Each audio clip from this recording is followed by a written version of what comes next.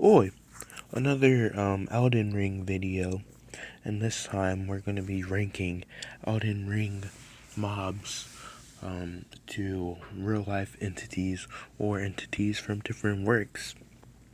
So for starters, it's now the first couple of rucoy mobs actually are animals from the real world, but for the sake of rucoy, I would like to say that they are a little bigger than what the real world presents, because if it were the case that these rats were the size of regular rats, that would mean that a level 1 is actually capable of dying to 4 rats.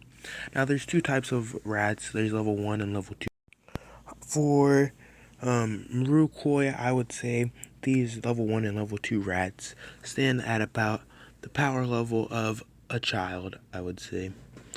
Or I would say like a muskrat or some type of badger, because a rat is just far too weak of a creature, and if you're attacking the rats with swords, then no doubt they're bigger and more durable than regular rats. The next on the list is something that Australians believe to be one of the most deadly creatures on the earth.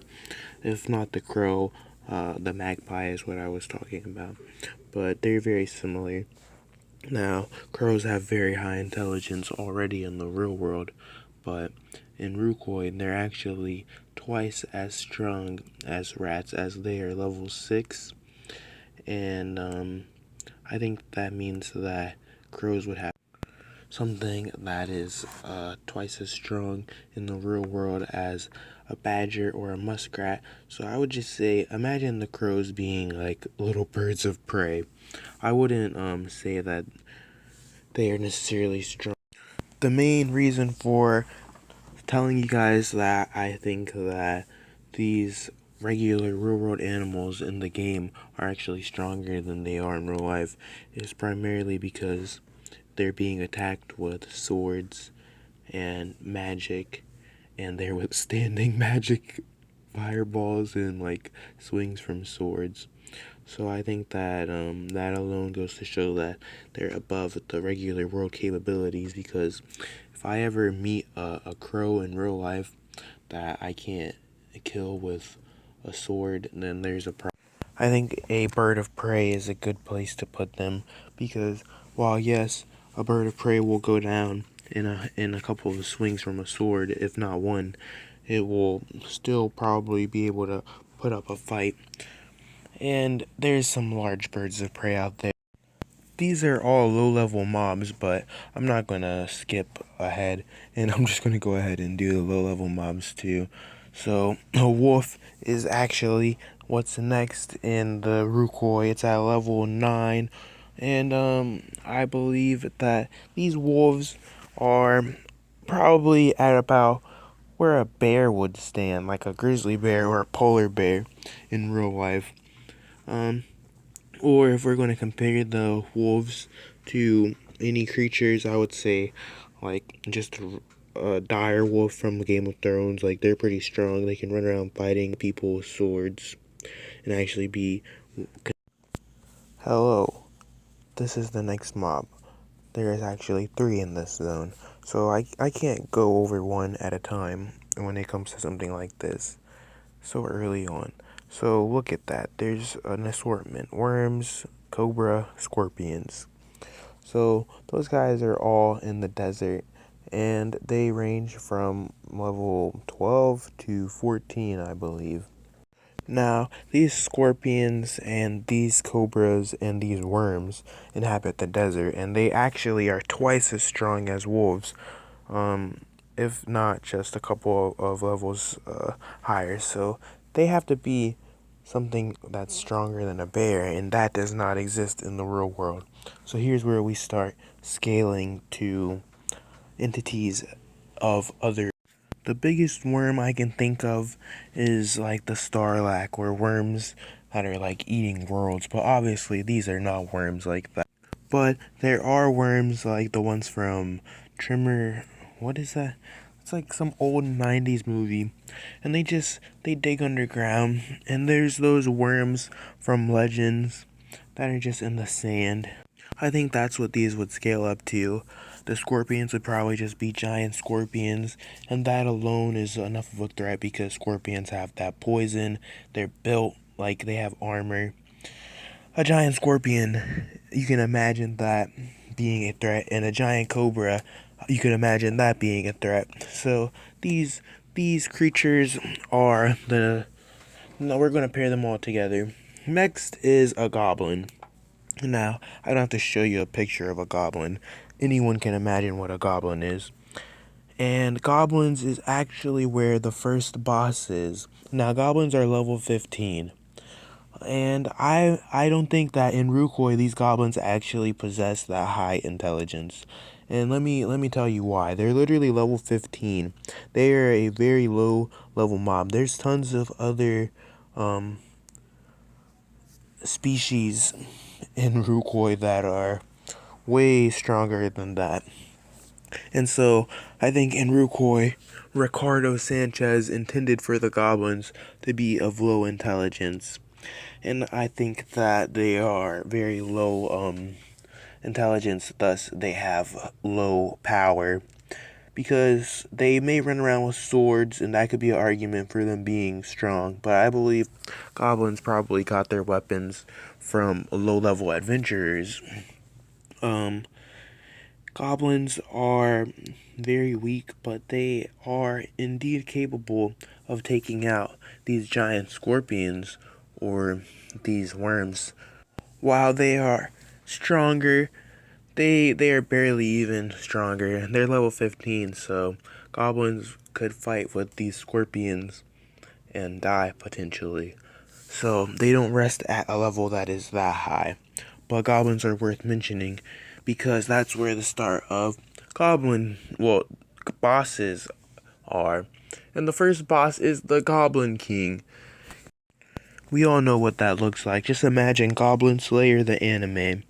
Now, I would say the Goblin King is actually far more intelligent, and he's larger, obviously, but he's stronger. He has some type of magical abilities because you receive magical items from him. And he stands so far above of the other goblins that they choose him to be their king. So he has some qualities that make him stronger than your average goblin.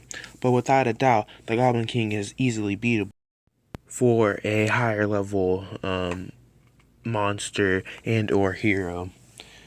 But that doesn't mean that the Goblin King is anything to scoff at. I think the Goblin King is where things start getting strange because the Goblin King is a boss.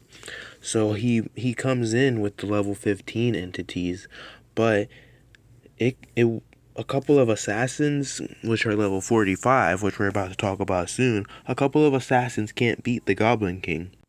Purely based off of health alone, the Goblin King is a entity to be reckoned with because he can out-heal most and summon lower goblins to do his bidding. Up next, we have mummies. There's mummies, which are level 25. We all know what a mummy looks like. And then there's the pharaohs, which are level 35. At this point, you've moved on to your level 25 gear, and you're wearing some armor that's not leather anymore. So as an adventurer, you're running around in some heavy armor, not heavy studded, but it's more viable, and it's going to practically make a low level entity like a rat. Its damage is not going to be even significant, if at all. It's not going to be capable of damaging you once you put on your level 20. Now, level 25 may be much higher than level 15, you would think, but I would say that a level 25, unless they train their stats, they're still not going to be able to even one-shot a goblin. While a goblin may be no trouble for them standing solo, they still would need a team to raid Goblin. They would still die to the Goblin King. So, and if you are level 25 and you get trapped by 4 Pharaoh, then you're over. You're done for. Unless, of course, you're level 25 that's trained your stats, but that throws off everything if we start giving into the idea that people can be tiny OPs. We're just talking about base and average stats. So, next area to have a boss is the mummy zone, and scaling a pharaoh at level 35, you have to give them probably just credit to the fact that they are dead, so they don't feel anything. These are the first undead that you reach, and they don't feel anything. So that alone is what makes them low key kind of strong. But if you can imagine what an undead implies, it means that it can keep attacking and it can be relentless. It can lose its arm and it will still be able to come at you. So we've seen lots of depictions of undead, but pharaohs and mummies, I would say, are probably at like zombie level. Well, the typical zombie that you see, the ones that are walking around. And I say typical zombies because there are zombies in Rucoy, but they're at a way higher level than the pharaohs. So I would say the zombies that you think when you think zombie, just undead running around, might be a little strong, might be a little fast. That's what a pharaoh is, and a mummy. So the next boss though is Caiman the Cursed, and Caiman the Cursed is another outlier because while being a level 25 boss, its power is actually way stronger than that of a level 100 even. A level 100 probably cannot solo Caiman the Cursed. But the reason why bosses like Caiman the Cursed and the Goblin King are so much stronger than the people or the mobs in their tier is because they have such high health, but they have an like some type of they have to have some type of defense against magic because they can tank like bombardment from mages of their zone's level. So if there were 20 mages that were like level 20 that showed up to fight Caiman the Cursed, there's a chance that Caiman could actually kill them. Because 20 defense and 20 magic is just not enough for you to be able to fight Caiman. They have some type of ability to withstand at least low level magic bombardment, and that by bombardment I mean literally waves of being splashed by fireballs, and that's a feat in itself.